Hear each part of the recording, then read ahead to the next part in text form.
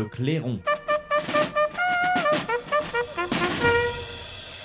Alors, pour commencer, je vous propose de réécouter, puis on va le traduire, ce discours de Benjamin Netanyahou, donc le 27 septembre à l'ONU, pardon, donc devant l'Assemblée générale. D'ailleurs, je précise que dans les images, on pouvait voir qu'un grand nombre de diplomates sortaient de cette Assemblée des Nations Unies. On va écouter puis traduire ce discours, puis vous rappeler aussi que le même jour, il y a eu des frappes à Beyrouth, et on va regarder ces images. The singling out of the one and only Jewish state continues to be a moral stain on the United Nations. It has made this once respected institution contemptible in the eyes of decent people everywhere. La mise à l'écart du seul et unique État juif continue d'être une figure morale sur les Nations Unies. Elle a rendu cette institution, qui était autrefois respectée, méprisable aux yeux des honnêtes gens du monde entier. Mais pour les Palestiniens, cette maison des ténèbres de l'ONU est un terrain de jeu. Ils savent que dans ce bourbier de billes antisémites, il y a une majorité automatique qui sera prête à diaboliser l'État juif pour n'importe quoi. Dans cette communauté anti-israélienne au point d'en être naïve, n'importe quelle fausse accusation, n'importe quelle accusation farfelue est susceptible de rassembler une majorité. Au cours de la dernière décennie, il y a eu plus de résolutions adoptées à l'encontre d'Israël dans cette salle, à l'Assemblée générale des Nations unies, qu'à l'encontre du monde entier réuni. Voilà ce que disait Benjamin Netanyahou, donc, qui tape très fort contre cette Assemblée des Nations Unies, Assemblée générale. Et le même jour, eh bien, il a décidé des frappes contre Beyrouth. Je vous rappelle, et je vous propose de voir ces images. Une frappe près de Beyrouth qui porte un coup dévastateur au mouvement pro-iranien. Tsahal continue de mener depuis dimanche des opérations aériennes contre la formation libanaise. Le bilan provisoire du ministère libanais de la Santé porte aujourd'hui à 57 le nombre de Libanais décédés dans les frappes israéliennes que vous voyez. Alors pour revenir sur ce sujet, eh bien, nous sommes très heureux de retrouver... ça a coupé. De retrouver Édouard Husson. Bonjour Édouard Husson. Bonjour. Et merci beaucoup d'être avec nous. Vous êtes directeur de publication du Courrier des Stratèges, auteur des chroniques Les Droites de Husson, professeur des universités, ancien directeur général de l'ESCP Europe. Et vous avez réagi, vous, fortement, notamment sur Twitter, sur ces frappes et la mort de Nasrallah, qui est le chef du Hezbollah, dans cette frappe de Tsahal.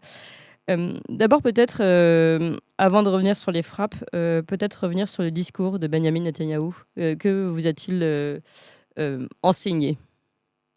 Oui, écoutez, si les événements n'étaient pas aussi tragiques et s'il n'y avait pas des centaines et milliers de Libanais innocents qui mourraient sous les bombes israéliennes, on pousserait un franc éclat de rire devant le discours de Netanyahou parce que Israël ne respecte aucune des résolutions de l'ONU depuis 1948. Il faut quand même rappeler que l'ONU permis l'existence de l'État d'Israël, mais que l'État d'Israël n'a jamais rien fait des contreparties que l'ONU demandait, c'est-à-dire en particulier le respect d'un État palestinien. C'est-à-dire que dès 47-48, le principe de négociation qui s'est mis en place, c'est qu'il y ait deux États qui coexistent dans la région. Et le partage de 1948 est plutôt favorable à l'État d'Israël dans le rapport de force de l'époque.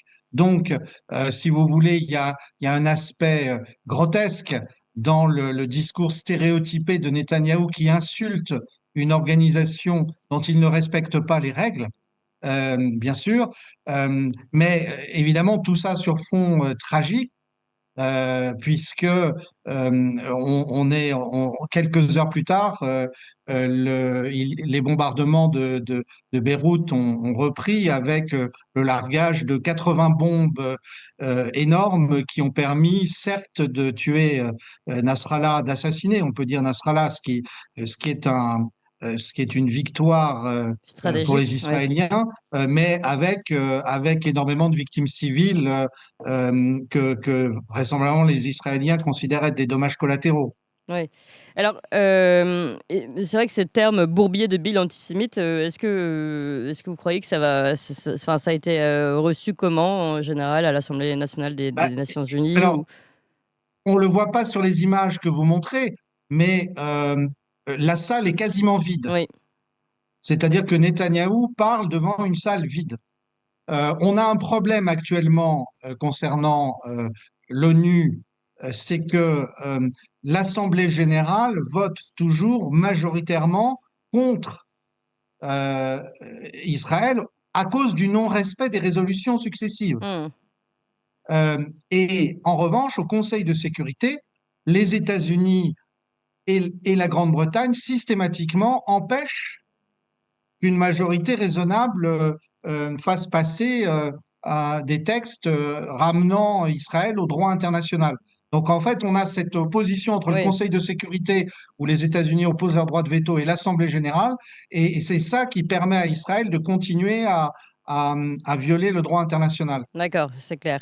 Alors, maintenant, revenons plutôt sur le côté, on va dire, enfin, pas diplomatique, sur la scène qu'on a pu voir justement au Liban. Comme vous l'avez dit, de nombreuses victimes civiles qui s'ajoutent aux autres victimes civiles de Gaza également. Qu'est-ce qu'on peut imaginer comme scénario pour le moment, autant que ce soit autant au Liban qu'à Gaza? Alors, d'abord, il faut rappeler le contexte. On est à quelques semaines de l'élection américaine. Oui. Et visiblement, le président américain Biden est maintenant quasiment complètement hors jeu du point de vue de sa santé. Oui. Donc, euh, Benjamin Netanyahou en profite. Parce que dans quelques semaines, il y aura un nouveau président américain qui aura normalement tous ses moyens physiques, que ce soit Donald Trump ou Kamala Harris. Et donc, il sera plus difficile pour les Israéliens de n'en faire qu'à leur tête. Mm. Donc là, ils en profitent et donc nous entrons dans des semaines particulièrement dangereuses puisque les Israéliens se disent que c'est maintenant qu'il faut frapper et on le voit, ils ont déjà frappé très très fort. La question, effectivement, bon, il y a eu visiblement une vigilance endormie du Hezbollah qui sans doute n'a pas pris les précautions que prend le Hamas à Gaza, hein.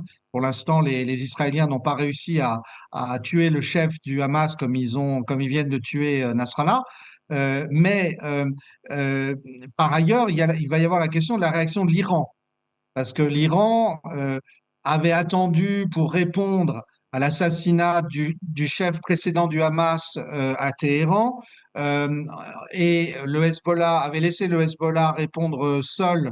Et la question, c'est de savoir si l'Iran peut aussi longtemps continuer à ne pas répondre à Israël. Mm. C'est ça l'enjeu qui rend les prochaines semaines particulièrement dangereuses. Oui, pour le moment, l'Iran était très, on va dire, entre guillemets, passif.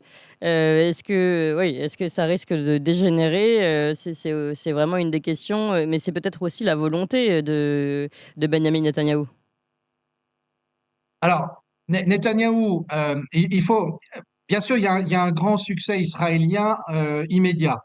Et avoir tué le chef du Hezbollah, qui était une épine dans le pied pour les Israéliens depuis des décennies, c'est un succès.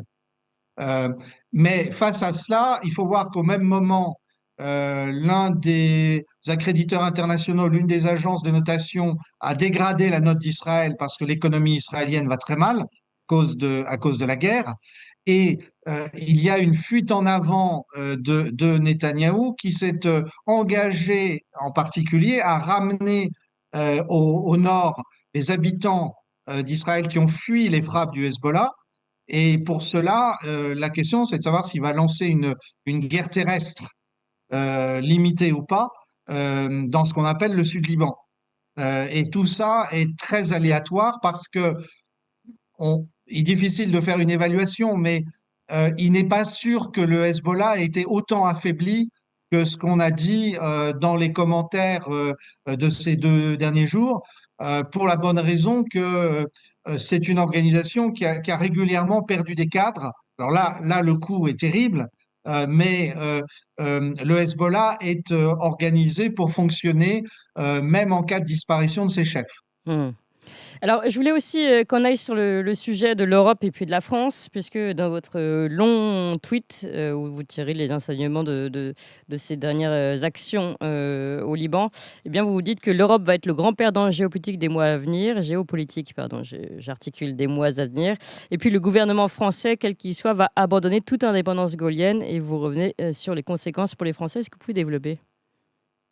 Oui, alors d'abord, ce qu'on voit se dessiner actuellement, c'est euh, un lâchage progressif de l'Ukraine par les États-Unis, Oui. puisque la situation militaire sur le terrain tourne très mal pour l'Ukraine et que les États-Unis vont vouloir se concentrer sur le Proche-Orient. Oui. Alors là, je Ouais, précise, on a fait une vidéo qui est exactement dans ce sens-là, que vous pouvez retrouver, chers amis, c'était jeudi dernier, et c'était, je vais me rappeler avec qui c'était déjà.